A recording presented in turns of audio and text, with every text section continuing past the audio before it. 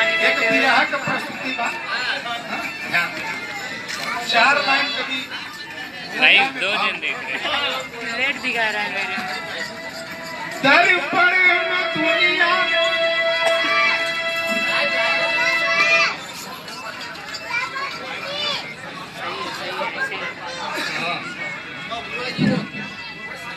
दर्पण में दुनिया दिखाती नहीं है, तस्वीर अपनी दिखाई सही आ रहा था मोबाइल पे। मटकी से मक्खन निकलता नहीं है, पावन मधुर रसमलाई है देती।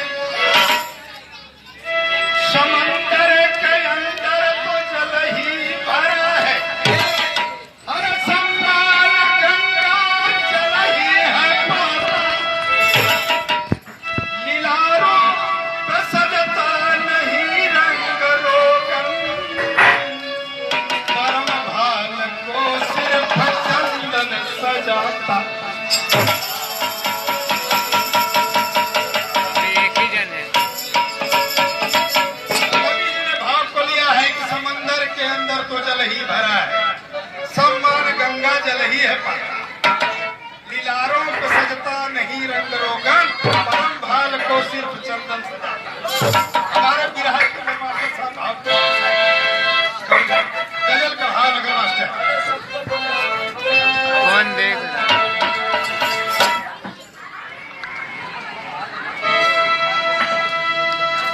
इधर टेबल लगाओ जरा।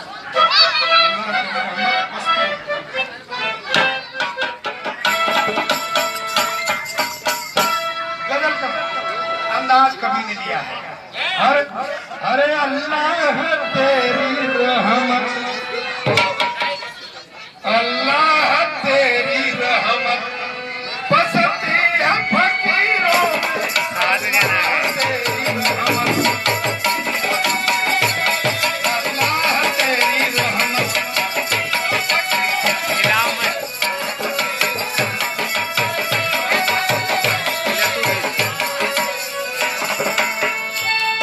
अल्लाह तेरी रहमत बसती है फकीरों में।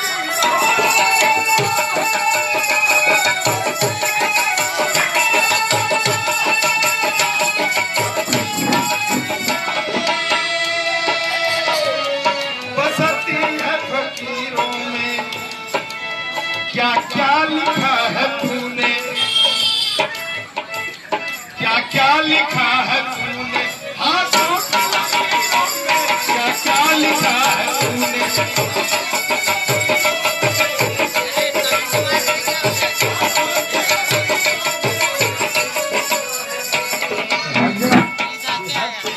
हो जाएगा ना। सुखद भाव कवि जी ने लिखा है।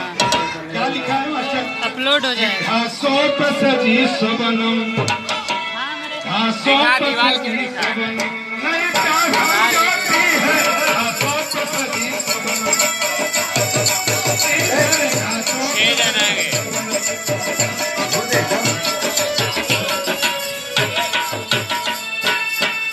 घासों पर सजी सबनम, नहीं प्यास बुझाती है। बहुत कमेंट कर रहा है। कौन है? क्या मांग रहा है? कौन है वो कमेंट जो कर रहा है? प्यास बुझाती है, सेमर की सुघर फलियां, सेमर की सुघर फलियां। सब भाग गए क्या? लगता तो वही है। क्या दिखा रहे हो?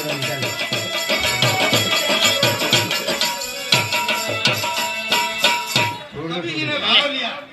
आ जाना इसके घासों साथ। पर सजी सबनम नहीं प्यास बुझाती है, और सेमर सेमर रुइया वाला सेमर, सेमर की सुगर फलियां बहुत अच्छी फल है, लेकिन खाइले कोनो काम में नहीं। ऐसा ही भाव हमारे विरह में मिलेगा। नजम का लाइन लगा मास्टर।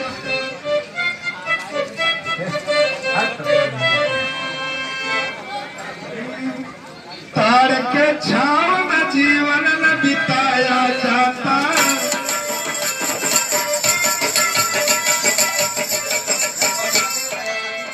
कभी क्या पकड़ा? नहीं कांटों से सजाया जाता।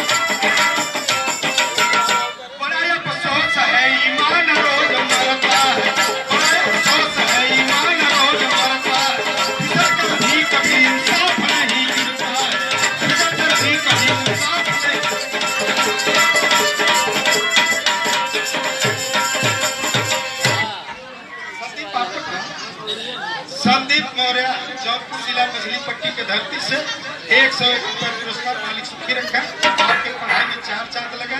ये आशीर्वाद हमें बा आम जनता जनार्दन के साथ कोरोना के हुक्म में मालिक थे।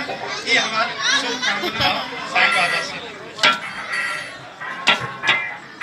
बड़ा कवि जी ने भाव को लिया, बड़ा या अफसोस है ईमान रोज मरता है। ये हमारी आपकी बात है। बड़ा अफसोस है ईमान रोज मरता है, लेकिन फिसल कर भी कभी इंसान गिरता है। अब यही से बिहार की शुरुआत हो। कहाँ का कहानी है, कैसा कहानी है, केकर कहानी है।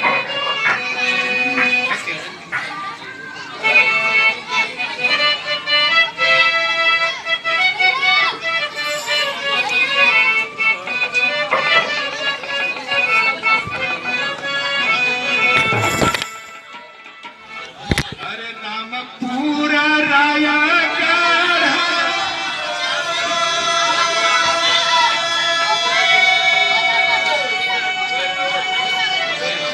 अरे वही यूपी का कहानिया हो।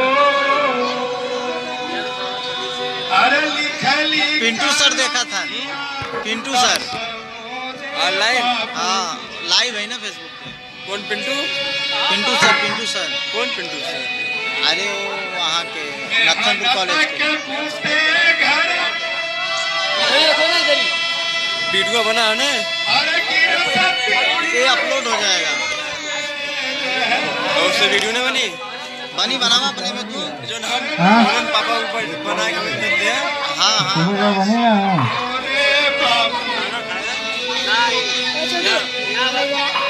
बैठने दे रहे उसको। आप उधर से चढ़ के चल निकल। रायगढ़ उत्तर प्रदेश से कहानी प्रकाश में ध्यान दिया। बहुत अच्छा परिवार। रामदास पिताजी का नाम, दुल्हन का नाम चंदा। भगवान गोदी में एक औलाद है ना, तिरहन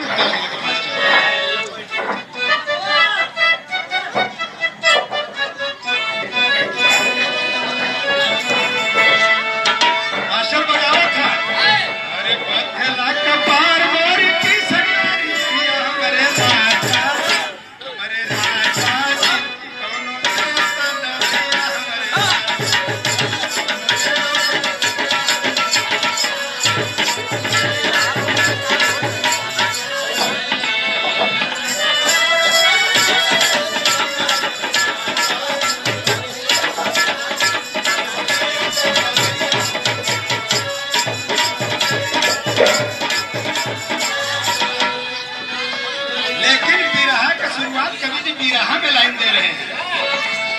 सोने के पिजारा में सोने का चिड़ैया निकला होकर बोलिया कोयलिया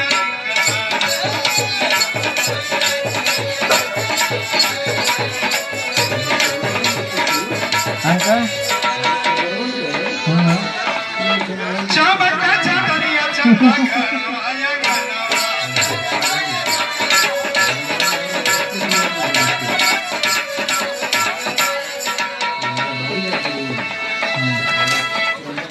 चमका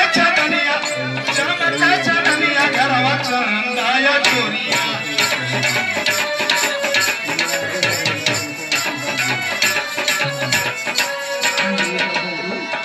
दिया मेरा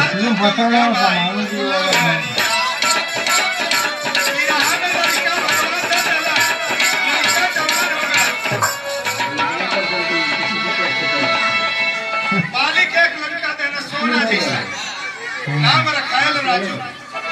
लेकिन भाव में कवि जी के लिखे पड़ा कि समयानुसार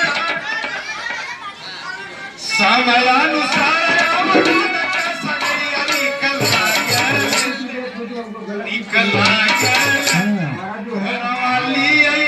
पतोहिया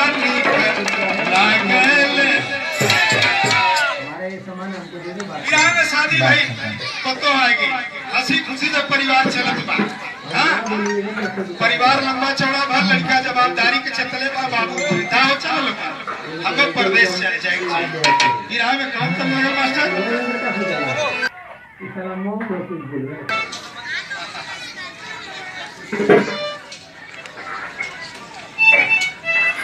ढेर सारे पुरस्कार मुन्ना सूर्या, सूर्या साहू, मालिक सुखी रखे, बचवा के जिंदगी में चार चांद लगे, दिन गुना रात चौगुना मालिक उन्हें बढ़ावा। ये है आशीर्वाद, यह कामना हमारा, साथ साथ जनता जनार्दन से आशीर्वाद करते हैं।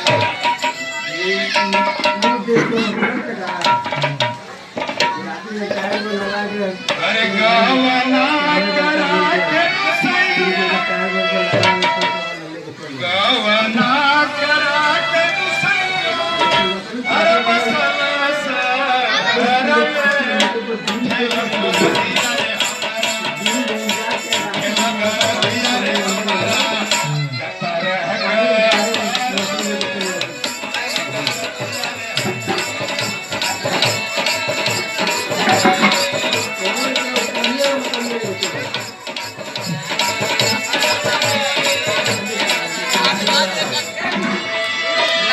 राजू प्रदेश के लिए मूड बना लिया है, कवि जी ने भाव दिया। अरे भैल परदेसी राजू,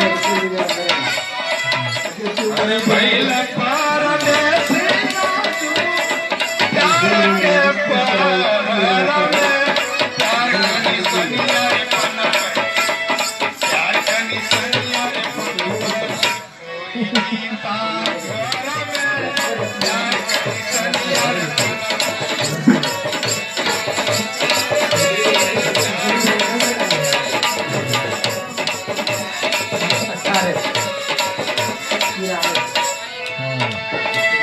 लड़का परदेश चल गया यार, दुल्हन के पेट में बच्चा पलन बा, परदेश कहाँ, कलकत्ता शहर में, वहाँ मेहनत मजदूरी का काम करने लगा। लेकिन संगत कुछ ऐसी हो गई, बच्चे की आदत खराब हो गई।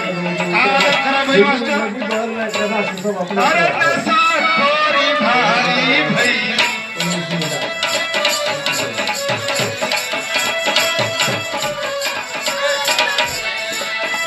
रिजल्ट का निकला तब टीबी का बीमारी भई,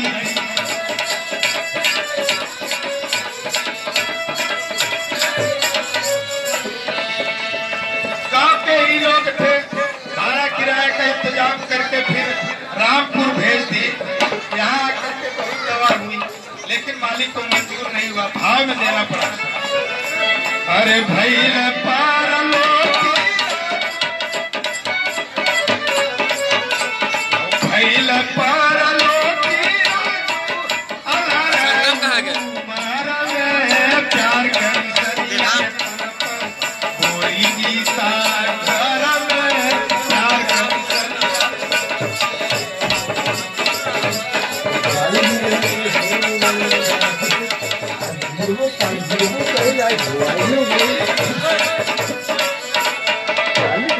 गाँव में तो इसको नहीं, सब बाहर से आ गए, हम बाहर से आ गए।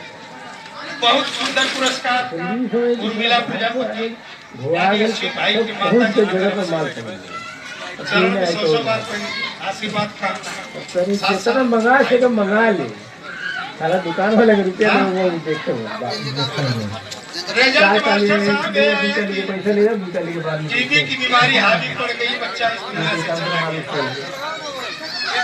कवि जी के तिरहा में तेरी का भाव लगाना पड़ा।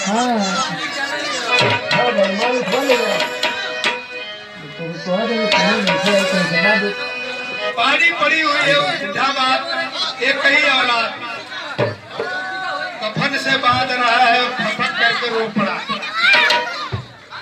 कहलन एक आवाज उसके मुखार बिंद से आई, क्या आई मास्टर? अरे मोरे राम सुगना धोखे बाजी हो गई, कोनी करी कमाई सुगना धोखे बाजी इंद्रेश के फोन लगाई कहा कि फेसबुक पे छोटू लाइव है वो फोटो के बुआ के दे लाइव आई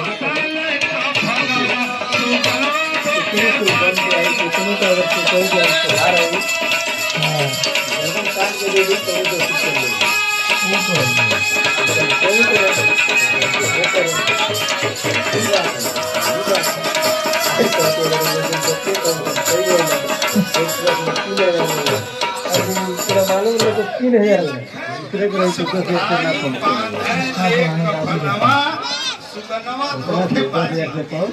ना कमाई लेना 3000 कमा ले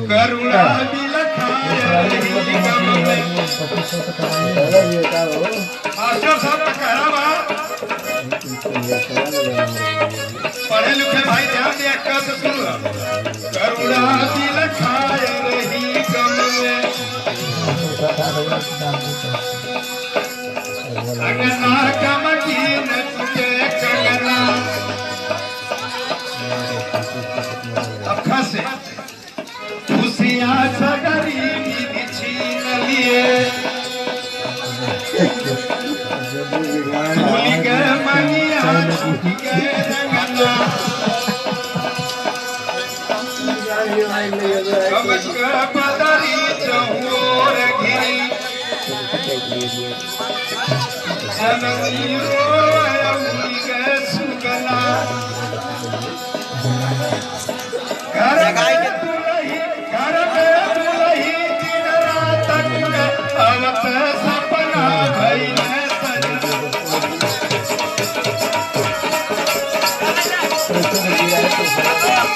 फेसबुक तो समझ ना हो तो फेसबुक पे जाके जहाँ वाला दे दे अच्छा वीडियो का लगाओ वीडियो का अपने पे लगाओ अपने पे दिन रात उन्हें अवत सपना भइल सजना दुखद हो गई बात आया बच्चा 1 महीने बाद एक लड़के को जन्म देती है हाँ? उसके बाद धीरे धीरे समय बीतत है चली जाती है मायके में एक दिन कहा तो मायके कहा सोचत हो अरे सोचेगी तो माँ की मोर जवानी हो गई गोदिया राजू का निशानी पारसानी हो गोदिया राजू का निशानी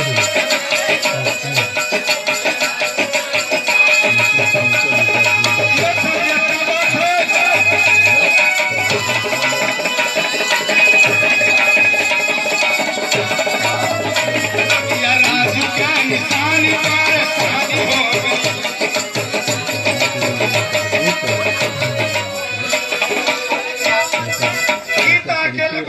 सोच रही है कि अब हमारी जिंदगी किसी तरफ की नहीं हुई अगर ये बच्चा हमारी गोद में नहीं होता तो मेरी शादी कर लेते घर बसा लेते जिंदगी की शुरुआत पुनः कर लेते लेकिन कवि जी बहुत बढ़िया भाव निकला कि धीरे धीरे साल बीतल मौर्य जी ध्यान दिया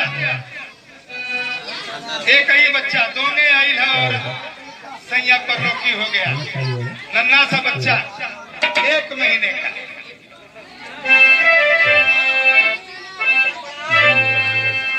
नमस्ते नमस्ते मालिक से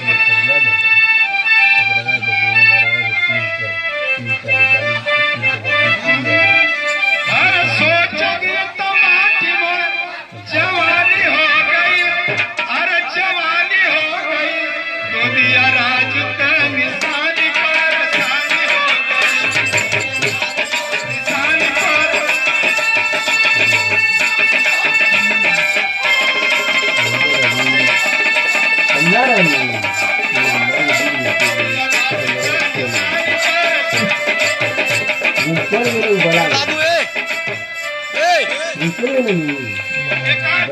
बैठी है और सोच रही है कि धीरे धीरे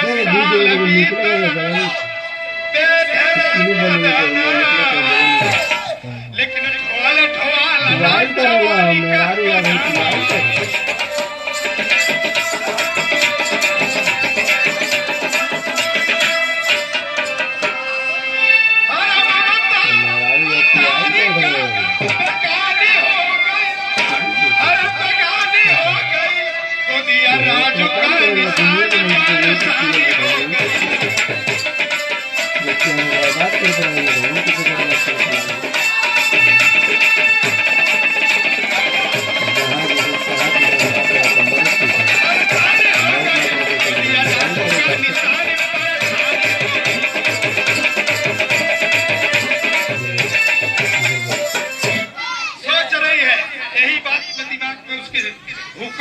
है तब तक उसकी एक बचपन की सहेली आ जाती है। काला सर की तो आधुनिक जमाना है, 4G 5G 6G चल रहा है, क्या तुम डूबी है गाँव। चल मैं थोड़ा दिल्ली घुमा लाती हूँ, पास में ही था, पास में ही था, ले जाते बिरहा में तर्ज लगा मास्टर।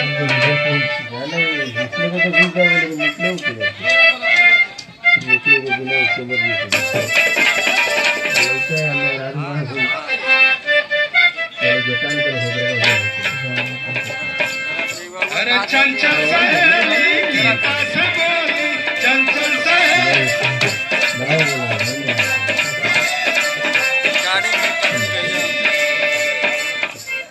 गीता को ले गई दिल्ली, दिल्ली में ले जाकर टोक चुकी बार बार रेस्टोरेंट में खेले गई, एक बार के अंदर ले गई, एक पैक लेवा, शरीर गुनगुनाहट में आई, गुनगुनाहट में आई सकला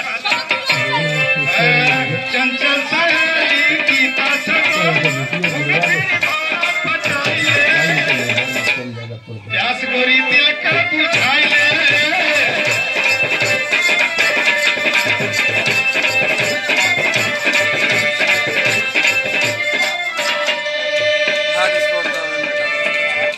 शराब के नशे में एक कोने में एक आदमी बैठा था, उसके पास ले जाती है और फिर बैग मंगाती है, बैग पर बैग लगने लगा, नशे में शरीर हो जाती है। एक बात बोली सहेली, क्या बोली मास्टर, कोई किसी का नया बनावे खाना,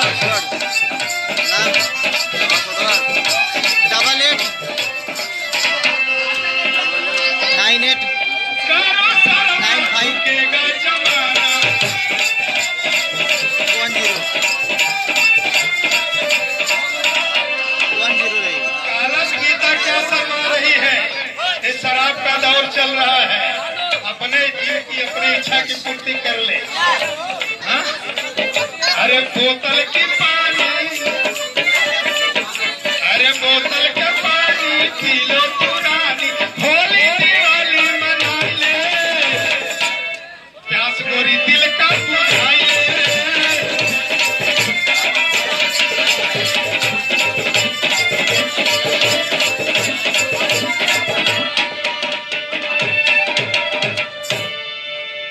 नशे में शरीर हो जाती है, छोड़ कर चली जाती है। एक जवान बैठा है, दोनों आलिंगन करने लगे मास्टर साहब, बिरहा में तर्ज लग गई, बची गई ले।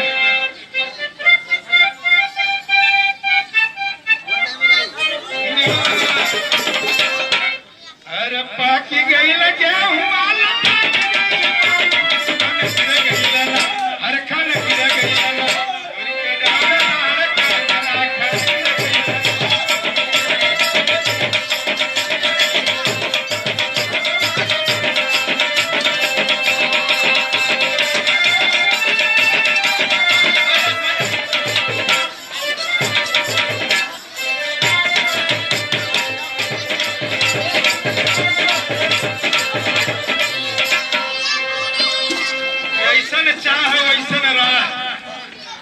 गीता को जैसी चीज की जरूरत थी वो गीता को मिल जाती है। बिरहा में भाव कवि जी ने लिखा कि जौन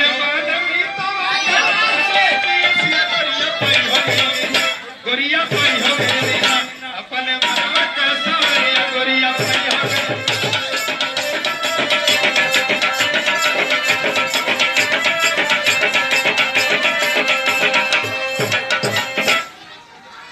अपने मनवा का सवरिया गोरिया पाई हो गई ना, लेकिन भावात्मक शैली में भाव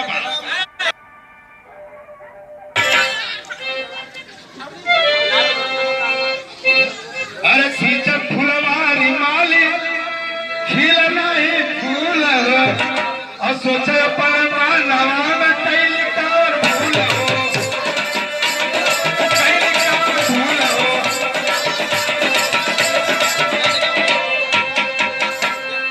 अरे रात दिन सालैया दिन फिकरिया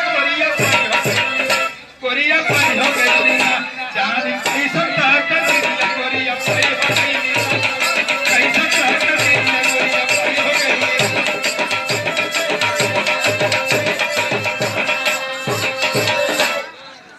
जिंदगी ऐशो आराम से कट रही है, लेकिन उधर माँ स्वर्गवासी हो गई।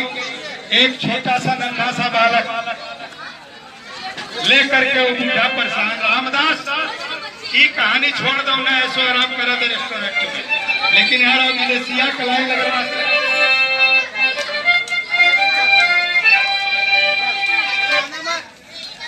शीशक बुढ़ैया किनारे डूबल नैया हो, अरे गुलाबी समैया अइले परवा।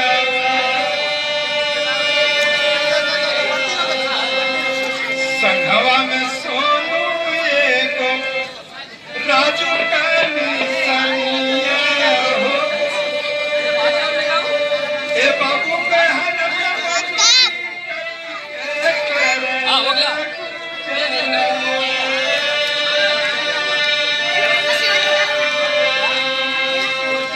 नीरबल बुढ़ैया बीमार पड़ी गईले हो। ए भैया कई रोज बीतल नहीं दिल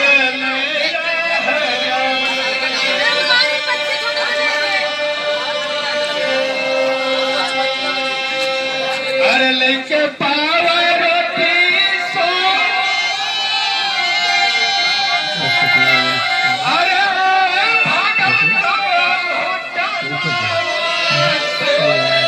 मैं जा ही रहा हूँ। अरे लोगवा पकड़ी लिया कई के लाला करा। 4 दिन से बुढ़ा रामदास बीमार हो जाता है। वो नन्हा सा 5 साल का बालक भूख से छटपटाने लगा।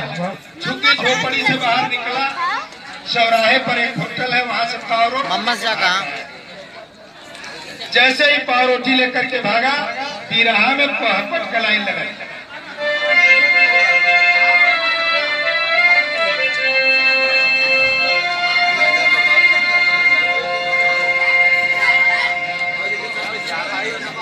अरे धाई धाई पौआ रोवाला सुगनवा भूखिया लागल बा। धाई धाई पौआ रोवाला सुगनवा भूखिया लागल बा। अब कई दिना से पवनी ना भोजनवा भूखिया लागल बा।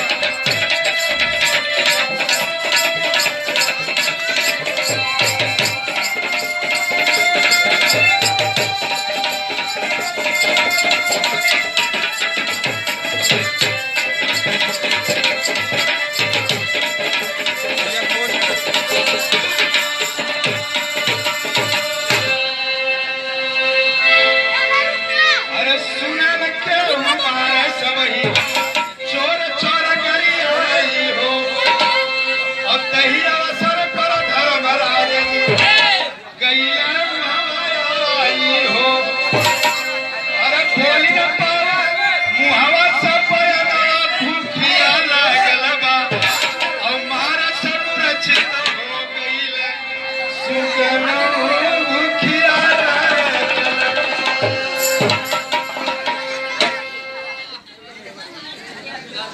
तब तक कोई दिल्ली का सेठ धर्मराज वहां पहुंच जाते हैं, भीड़ देखते हैं, बच्चे को गोद में उठाते हैं, लेकर के हॉस्पिटल में लाइन लगाने वाला प्रेम से बोला तो लाइन लगाने को बोलता है। क्या बन रहा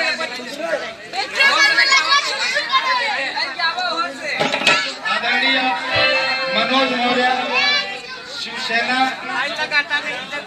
शिवसेना प्रमुख चिंचोटी से भैया को भैया बहुत प्यार दुलार मिलता है, और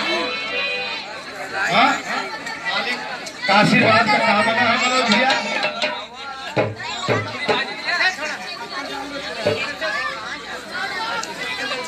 अच्छा, ओम साई मित्र मंडल के कार्याध्यक्ष लल्लन प्रजापति भैया के तरफ से 111 रुपये का पुरस्कार मालिक चरण में बार बार पहली बार आशीर्वाद।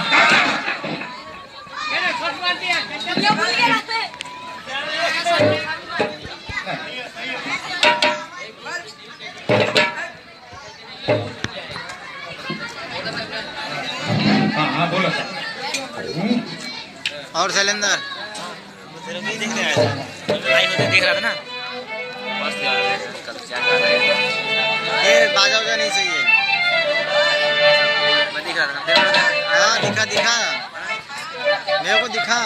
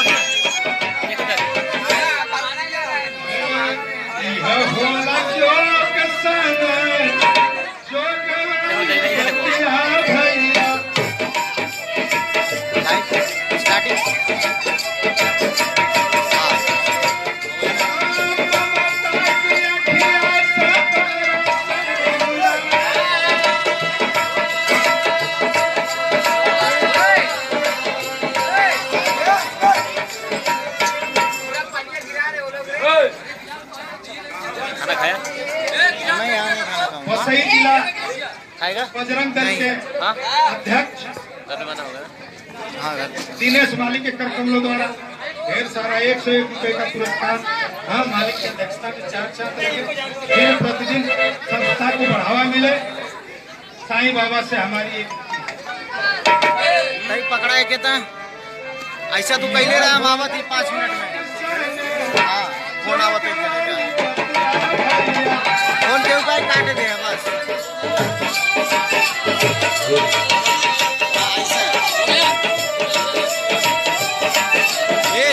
देखे लिया जा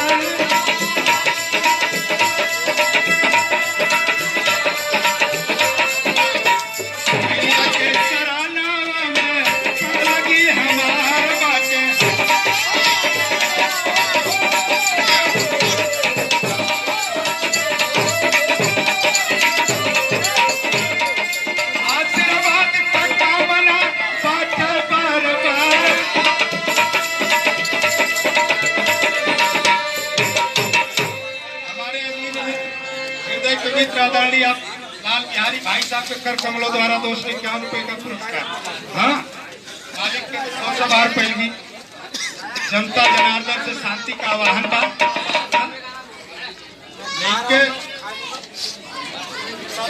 लेके धर्मराज भागे तुरंत अस्पताल भजिया।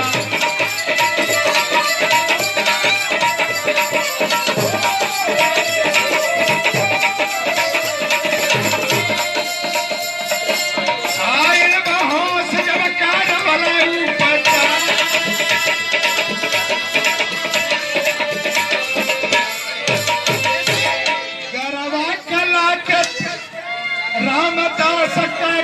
धनिया कवन कवन पतिया जुटाव होना हार बोला।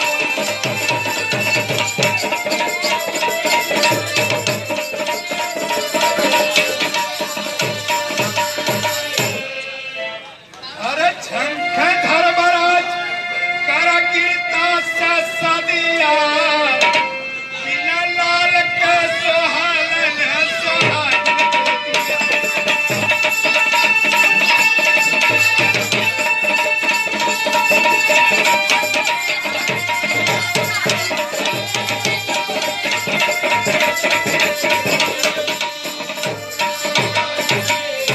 दवा कराने वाला कोई दूसरा नहीं, जिस बात से शादी की थी वही मान।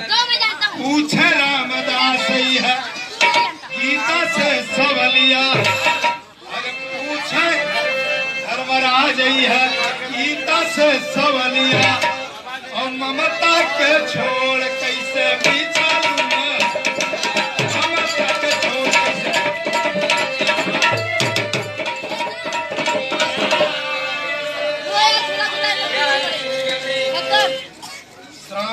श्रावण प्रजापति, श्रवण प्रजापति, हाँ हमारे अभी मित्र हैं भैया तक हम लोग द्वारा पुरस्कार बा। मालिक सुखी रखे, दुकान बढ़िया चले, यह हमारा कामना है। अरे पूछत अरे पूछे धर्मराज ही है गीता से सवलिया, और ममता के छोड़ कैसे बिचारू मैं।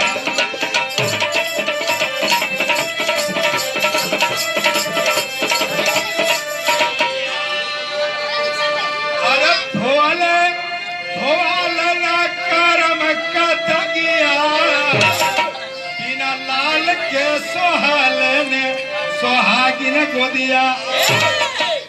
अमर अंबिका बाबू नंदन स्वर्गीय हलधर कमाया, प्यारे कविवर इंद्रदेव का काव्य अमर पद पाया। अरे सुगनवा धोखेबाजी हो गई, अमर शिव जगत से चली न कबो बात, सुगनवा धोखेबाजी।